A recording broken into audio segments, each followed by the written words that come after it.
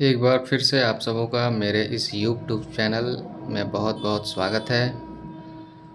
आज हम कुछ क्वेश्चंस डिस्कस करेंगे। ये क्वेश्चंस प्रीवियस ईयर्स में इलेक्ट्रिकल सब्जेक्ट में बहुत सारे टेक्निकल एग्ज़ाम में इस प्रकार के क्वेश्चन पूछे जाते हैं और ऐसा उम्मीद करता हूँ मैं कि आगे भी इस तरह के क्वेश्चन पूछे जा सकते हैं। तो चलिए हम आगे बढ़ते हैं। पहला क्वेश्चन है, what will be the frequency in hertz of a sinusoidal wave when the time period is 0.05 millisecond. Question को पहले हम समझने का प्रयास करते हैं। हमसे पूछा जा रहा है फ्रीक्वेंसी इन हर्ट्ज, किसका? साइनसॉइडल वेव का। और क्या दिया गया है? टाइम पीरियड दिया गया है 0.05 मिलीसेकेंड। तो फ्रीक्वेंसी का ऐसा यूनिट हर्ट्ज होता है, टाइम पीरियड लेकिन 0.05 मिली सेकेंड में दिया गया है, तो हम इसको भी एसआई यूनिट में कन्वर्ट कर ले रहे हैं। तो सबसे पहले हम टाइम पीरियड को हम कन्वर्ट कर ले रहे हैं एसआई यूनिट में। टाइम पीरियड टी है, 0.05 मिली सेकेंड दिया गया है। इसको हम सेकेंड में कन्वर्ट करते हैं, क्या हो जाएगा? 0.05 को हम 1000 से डिवाइड कर देते हैं, यानी 10⁻³ से मल्टीप्लाई कर देते हैं, तो ये हमारा क्या हो जाएगा? सेकेंड। अब टाइम पीरियड क्या होता है? साइनसॉइडल वेव फॉर्म चूँकि दिया गया है, तो इसका टाइम पीरियड क्या होगा? एक साइकिल कंप्लीट करने में जो समय लग रहा है उसको हम टाइम पीरियड कहेंगे। ये पॉजिटिव हाफ साइकिल और ये नेगेटिव हाफ साइकिल, ठीक है। किसी भी साइनसॉइडल क्वांटिटी है, मान लीजिए वोल्टेज ही है, करंट ही है, उसका वेव फॉर्म साइनसॉइडल है अगर, तो एक साइकिल कंप्लीट करने में जो समय लग रहा है वही टाइम पीरियड है। और पूछा जा रहा है फ्रीक्वेंसी। फ्रीक्वेंसी क्या होता है? फ्रीक्वेंसी हम सभी जानते हैं, फ्रीक्वेंसी होता है number of cycles completed in 1 second. यही हमें निकालना है। अब हमें ये तो पता है कि टी टाइम में एक साइकिल कंप्लीट कर रहा है, ठीक है। इन टी टाइम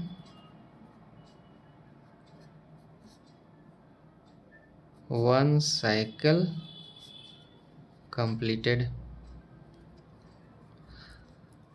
तो एक सेकेंड में, टी सेकेंड टाइम में एक साइकिल कंप्लीटेड। तो एक सेकेंड में कितना साइकिल कंप्लीट होगा? 1/t। यूनिटरी मेथड से हमारा निकल जाएगा कि एक सेकेंड में कितना साइकिल कंप्लीट होगा? 1/t cycle completed. और एक सेकेंड में जितना नंबर ऑफ साइकिल कंप्लीट हो रहा है वही तो फ्रीक्वेंसी है, यानी फ्रीक्वेंसी हमारा कितना हो जाएगा? 1/t। और यही पूछा जा रहा है। तो f कैसे हम निकालेंगे? t की जगह सिंपली पुट कर देंगे 1/0.05 इंटू 10⁻³ अब ये हो जाएगा हर्ट्ज। सॉल्व करने पे हमारा क्या आ जाएगा? 10⁻³ ऊपर चला जाएगा, यानी 1000। 0.05 से हम पॉइंट हटाएंगे तो ये भी हो जाएगा ऊपर 100 न्यूमरेटर में हो जाएगा, और ये नीचे हो जाएगा 5 20 100 क्या हो जाएगा? ये फाइनल 20,000 हर्ट्ज। यही फ्रीक्वेंसी हो जाएगी। अब 20,000 हर्ट्ज हम देखते हैं कहाँ है। ये तो 200 है, ये 2000 है, ये 20,000 है, ये 2 लाख है।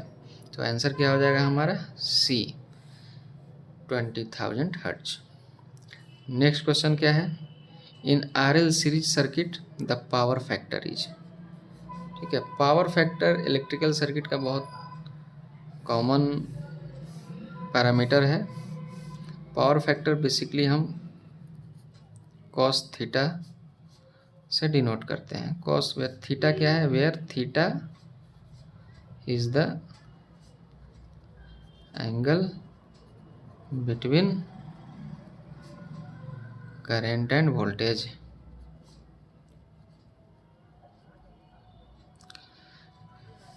यानी कि किसी भी लोड से, इलेक्ट्रिकल लोड से जो भी करंट और वोल्टेज करंट, जो भी करंट फ्लो हो रहा है और जो उसके अक्रॉस वोल्टेज है, उसके बीच का जो एंगल है वही पावर फैक्टर है।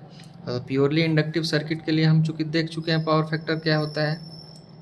अगर प्योरली इंडक्टिव सर्किट है, ये प्योरली इंडक्टिव सर्किट है, तो इसका पावर फैक्टर कैसे निकलता है? क्योंकि हमको पता है कि voltage lags the current by 90 degree, यानी आई और वी के बीच का एंगल कितना है? 90 डिग्री। तो पावर फैक्टर क्या हो जाएगा? cos 90 बराबर 0, यानी 0 लैगिंग। ठीक है। अब यहाँ 0 लैगिंग तो होगा नहीं, क्योंकि हमारा क्या है? आरएल सर्किट है, इंडक्टर में रेजिस्टेंस जुड़ा हुआ है। प्योरली इंडक्टर होता तो हम कह सकते थे 0 है, लेकिन यहाँ चूँकि आर भी है, एल भी है, तो 0 तो नहीं होगा, यानी आंसर सी नहीं होगा। 1 कब होता? 1 तब होता जब हमारा थीटा 0 होता। कॉस थीटा 1 होने के लिए थीटा को 0 होना पड़ेगा, यानी थीटा 0 होने के लिए वोल्टेज और करंट एक ही फेज में होना ज़रूरी है। और ये कब होता है? जब हमारा प्योर रेजिस्टेंस होता है, ना तो इंडक्टेंस होगा ना उसमें कैपेसिटेंस होगा। क्या होगा? Pure resistance.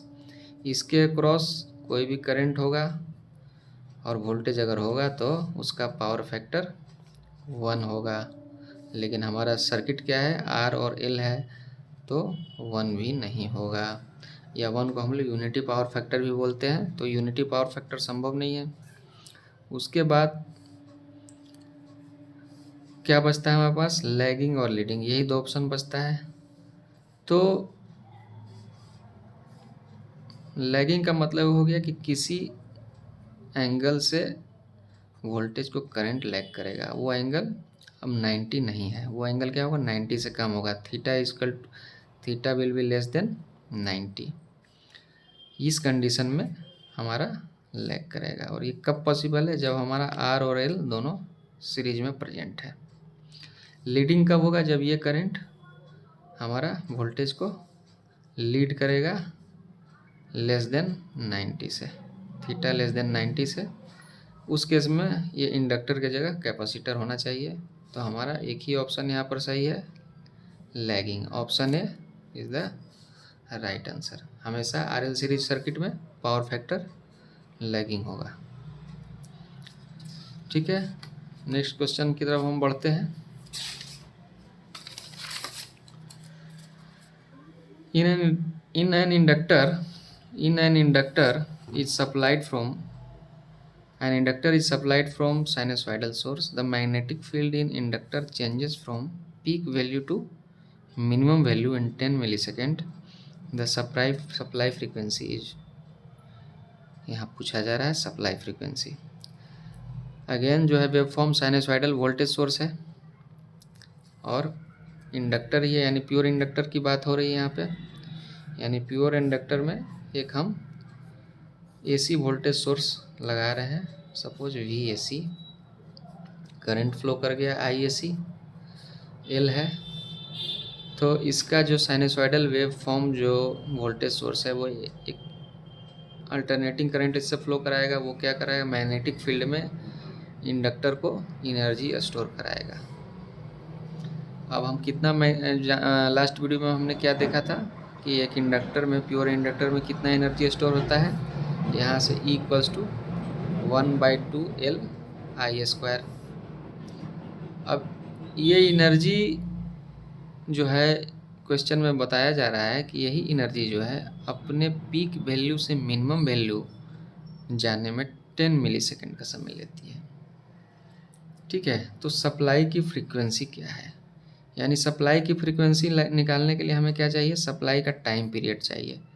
टाइम पीरियड लगेगा रहेगा पता, तो हम क्या करेंगे? फ्रीक्वेंसी हम निकाल देंगे 1/t। लेकिन t हमें पता नहीं है, तो t हम निकालने के लिए अब क्या करेंगे? जो वेव फॉर्म हमने पढ़ा था लास्ट वीडियो में उसको रिकॉल करते हैं। सपोज ये वोल्टेज का वेव फॉर्म है,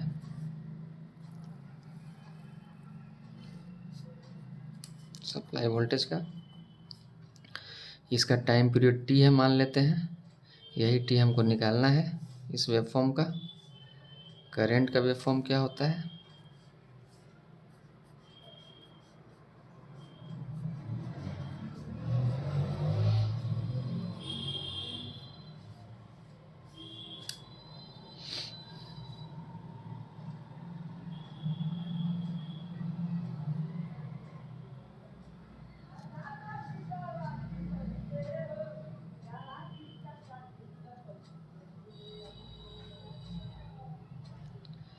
ये एक साइकिल में करंट का वेव फॉर्म हो गया।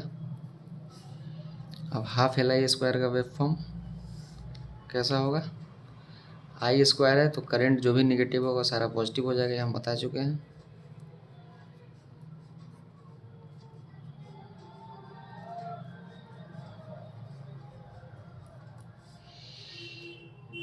ये 0 होता है, ये 90 होता है, ये 180 होता है, ये 270 होता है, ये 360 होता है एक साइकिल में।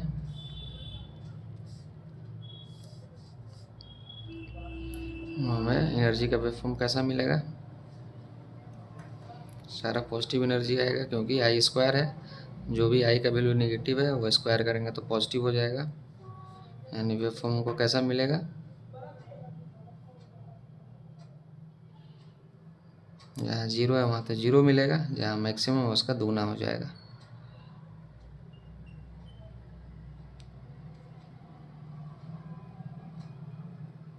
ये एक साइकिल में हमारा एनर्जी आ गया, एनर्जी वेव फॉर्म। अब इसमें क्या बताया जा रहा है, ये एनर्जी जो है पीक वैल्यू से मिनिमम वैल्यू आने में 10 मिलीसेकंड का समय लगाती है। यानी पीक वैल्यू ये है, ये पीक वैल्यू है, पीक वैल्यू से मिनिमम कितना है, इसका 0 है। यानी कि यहाँ से यहाँ ट्रेवल करने में, यहाँ से यहाँ ट्रेवल करने में कितना सेकंड का समय लगा रही है? 10 मिलीसेकंड का समय लगा रही है। तो टाइम पीरियड हमारा टी कहाँ आ रहा है? यहाँ आ रहा है, ये टी निकालना है। अब कोई भी वेव फॉर्म होगा साइनसॉइडल तो एक सिमेट्रिक वेव फॉर्म होगा, उसी को रिपीट करेगा हर एक हाफ साइकिल में। इस हाफ साइकिल में क्या हो गया, यहाँ से यहाँ तक, और इस हाफ साइकिल में क्या हो गया, ये हो गया। ये सिमेट्री आप देख रहे हैं, इसी को रिपीट करेगा अगले हाफ साइकिल में। तो अगर हमें इतने, इस साइकिल का, ये क्वार्टर साइकिल है, क्योंकि ये क्वार्टर साइकिल है, 1 2 3 4 नंबर क्वार्टर साइकिल मिलकर बना रहे हैं एक साइकिल। तो इस क्वार्टर साइकिल में हमें 10 मिलीसेकंड का टाइम लग रहा है। तो अनदर क्वार्टर साइकिल में भी 10 मिलीसेकंड का टाइम लगेगा, फिर इस क्वार्टर साइकिल में भी 10 मिलीसेकंड का टाइम लगेगा, फिर इस क्वार्टर साइकिल में भी 10 मिलीसेकंड का टाइम लगेगा। यानी टोटल हमारा टी क्या हो जाएगा, 10 + 10 + 10 + 10, यानी टी इक्वल टू 10 + 10 + 10 + 10, या दूसरे तरीके से 4 से मल्टीप्लाई कर दे 10 को, क्योंकि एक क्वार्टर का हमारा 10 है, तो एक साइकिल का कितना हो जाएगा, 4 × 10 यानी 40 मिलीसेकंड। ये क्या हो जाएगा, टाइम पीरियड। अब चूँकि हर्ट्ज में है ऑप्शन, तो पहले हम इसको मिलीसेकंड को सेकंड में कन्वर्ट कर लें, 40 × 10⁻³ सेकंड। अब सप्लाई का हमारा टाइम पीरियड पता चल गया, कितना हो गया, 40 × 10⁻³ सेकंड। तो फ्रीक्वेंसी हम देख चुके हैं लास्ट क्वेश्चन में, 1/t होती है। 1/t की वैल्यू 40 × 10⁻³ ये जो भी वैल्यू आएगा वो हर्ट्ज में आएगा। इसको सॉल्व करेंगे, 10⁻³ को ऊपर ले जाएंगे तो 1000 हो जाएगा बाई 40। ये कितना हो जाएगा, 4 को 25 से मल्टीप्लाई करने पे 100 आएगा, तो ये क्या हो जाएगा, 25 हर्ट्ज। यही हो जाएगी सप्लाई फ्रीक्वेंसी। 25 हर्ट्ज है आंसर ऑप्शन में हमारे पास, 50 हर्ट्ज, बी में 25 हर्ट्ज, तो हम 25 हर्ट्ज पे टिक कर देंगे। तो इस तरह से हम एनर्जी के वेव फॉर्म से सप्लाई की फ्रीक्वेंसी कैलकुलेट कर सकते हैं, अगर उसका एक क्वार्टर साइकिल का हमारे पास टाइम दिया हो। अगर इसी क्वेश्चन में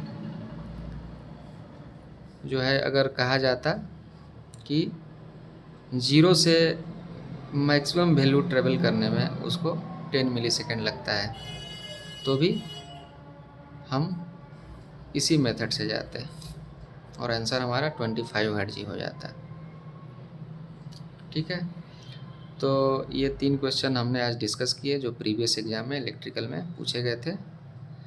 तो मिलते हैं नेक्स्ट वीडियो में।